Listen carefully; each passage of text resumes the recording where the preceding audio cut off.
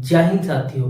भगवान श्री कृष्ण ने भगवत गीता में कहा है कि दुनिया में कोई किसी का नहीं होता है। यदि इसका सबसे ताजा तरीन हमें उदाहरण अगर कहीं देखना है तो इंटरनेशनल रिलेशन में आसानी से देखने को मिल सकता है। जो फ्रांस कभी अमेरिका के इशारों पे हमेशा नाचा करता था, आज उसने कुछ ऐसे बयान दे दिए हैं जिसे देखने के बाद अमेरिका ने पूरे जियोपॉलिटिक्स यानी पूरे विश्व पटल पर उसका असर देखने को मिल सकता है। हाल ही में फ्रांस के राष्ट्रपति इमैनुअल मैक्रोन चाइना के यात्रा पे गए थे, जहां उन्होंने यह साफ कह दिया है कि हम वन चाइना पॉलिसी को मानते हैं, यानी हम ताइवान को एक अलग राष्ट्र नहीं मानते हैं। ताइवान चाइना का ही बेसिकली पार्ट है।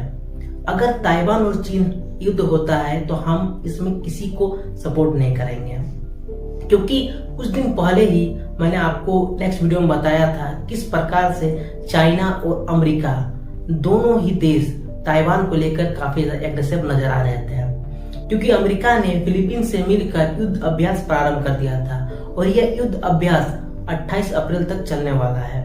और उधर चाइना ने भी ताइवान के आसपास युद्ध अभ्यास शुरू किया था, जिससे यह साफ जाहिर होता था अगर ताइवान और चाइना के बीच युद्ध होता है तो अमेरिका ताइवान की मदद करने जरूर ही आएगा।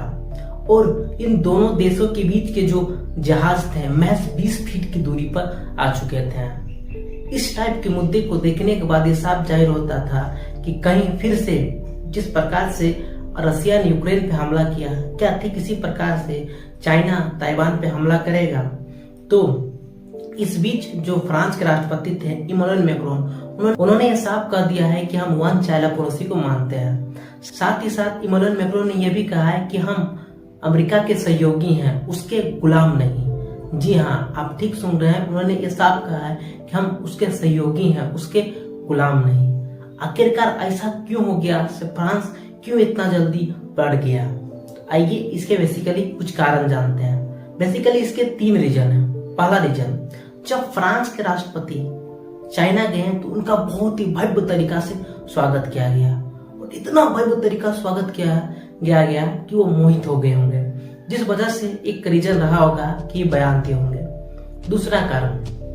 दूसरा सबसे बड़ा जो कारण रहा होगा, कुछ ही दिन पहले ऑस्ट्रेलिया और फ्रांस के बीच सबमरीन को खरीदने के लिए एक डील साइन हुई थी, जिसे अमेरिका और इंग्लैंड ने तोड़वा दिया और यह डील अपने हाथ ले लिया।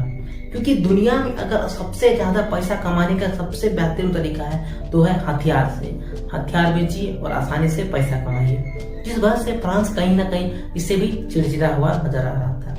तीसरा जो सबसे बड़ा कारण यह था, जब फ्रांस ने यानी जब रसिया ने यूक्रेन पे हमला किया, जिस वजह से पूरे विश्व पटल पे इसे मंदी देखने को मिली, और सबसे ज्यादा इसका प्रभाव हमें कहीं देखने को मिला तो वह यूरोपियन देश। अमेरिका के बहकाव में आकर पूरे यूरोप ने तो यूक्रेन का साथ दे दिया, लेकिन क्या वो यूक्रेन की मदद कर पाए? क्या यूक्रेन को बचा पाए?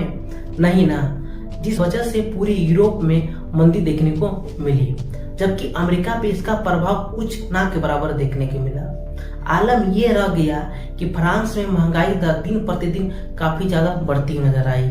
जिस फ्रांस में इन्फ्लेशन रेट मुश्किल से 1% या 2% रहता है, अचानक 4% से अधिक हो गया, जिस वजह से वहां के लोग सड़क पर उतरने लगे।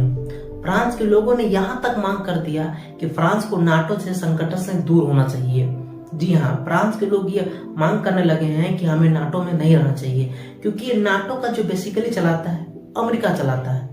वो अपने इशारों पे इन सभी देशों को नचाता है कि हमें ये करना है, क्योंकि वो सुपर पावर अपने आप को दिखाता है, जिस वजह से फ्रांस ने ऐसा किया है। साथ ही साथ फ्रांस के जो राष्ट्रपति हैं इमैनुअल मैक्रोन, उन्होंने ये भी कह दिया है कि यूरोप बेवजह से युद्ध में पड़ता है, यानी उन युद्धों में हमें नहीं पड़ना चाहिए जिस वजह से हमें क्षति पहुंचे, क्योंकि यूरोपीय देश उस युद्ध में भी भाग ले लेते हैं जहां उन्हें भाग नहीं लेना चाहिए। आई होप आप समझे होंगे कि किस प्रकार से फ्रांस ने अमेरिका को कहा है कि हम आपके सहयोगी हैं, आपके गुलाम नहीं। आई होप आप समझे होंगे। मिलते हैं नेक्स्ट वीडियो में। जय हिंद।